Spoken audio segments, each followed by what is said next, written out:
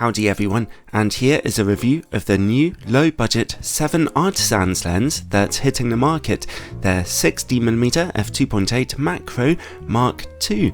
It's a totally manual lens, manual focus and manual aperture, and it'll cost around £180 in the UK or around $180 US. So if you're using a mirrorless aps-c camera, this could be a nice little low budget way for you to get true macro images, while still having a 60mm lens for normal use, with a decently bright aperture for getting somewhat out of focus backgrounds. Macro photography is always enormously fun, particularly if you can do it without having to remortgage your home. I'd like to thank 7Artisans for sending me a copy of this lens for testing, but as usual, well, you know the drill, it's an independent review. It'll be available for Fuji X, Sony E, Nikon Z and Micro Four Thirds lens mounts. As I mentioned, it only offers an aps-c image circle. Here's what you'll get on a full frame camera. The lens is small and pretty lightweight, despite being mostly made of metal. I like its gunmetal grey lens mount. No electronic contacts here though, or weather sealing gasket, just a plain, simple, manual lens. Next comes the manual focus ring, which is also made of metal. It turns very smoothly, and it has plenty of precision when shooting at macro distances. However, when shooting at normal distances, for portrait pictures or so on, it does get really fiddly and a bit tricky to nail focus. The lens displays some noticeable focus breathing, zooming in a little as you focus more closely, although it's not as bad as usual for a macro lens. Ahead of the focus ring lies the aperture ring, which turns completely smoothly between f2.8 and f22, and the iris mechanism has 9 iris blades to it.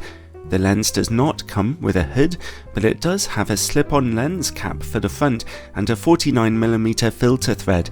All in all, the lens is small, tough and very simply constructed. It works fine, although I wish the focus ring were more precise for focusing at normal distances. Well, let's take a look at image quality now.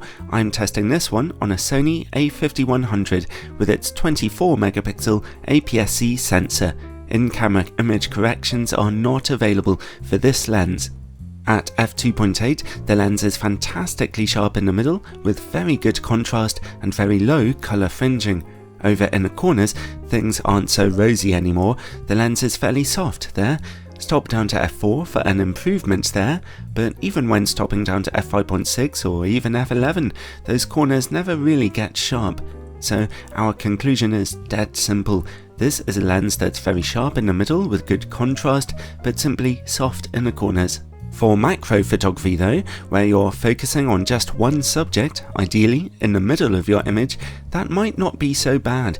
Just keep your subject in the middle of your picture. Now let's take a look at distortion and vignetting.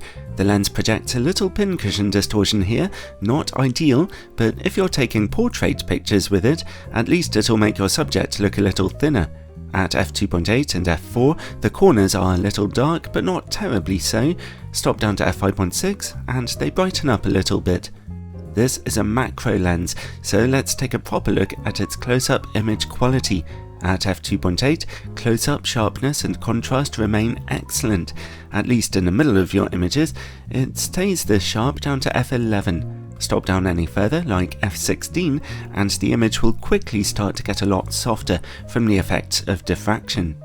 Let's see how this lens works against bright lights. Not particularly well is the answer.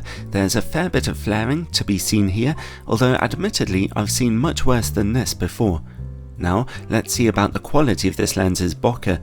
Being an f2.8 optic for aps-c cameras, it's hardly a background obliterator, but it can give you some nice background separation. The quality of its backgrounds is just okay. They look a bit fussy, if truth be told, but never outright ugly. And related to bokeh comes longitudinal chromatic aberration. At f2.8, there's a little colourful highlighting on out of focus areas. Stop down to f4 and it's reduced. Overall, for £180, you could do a lot worse than this 60mm macro lens for aps-c mirrorless cameras, although it obviously has some issues. It suffers from corner softness and mildly nervous bokeh, and it's a little fiddly to focus at normal focus distances.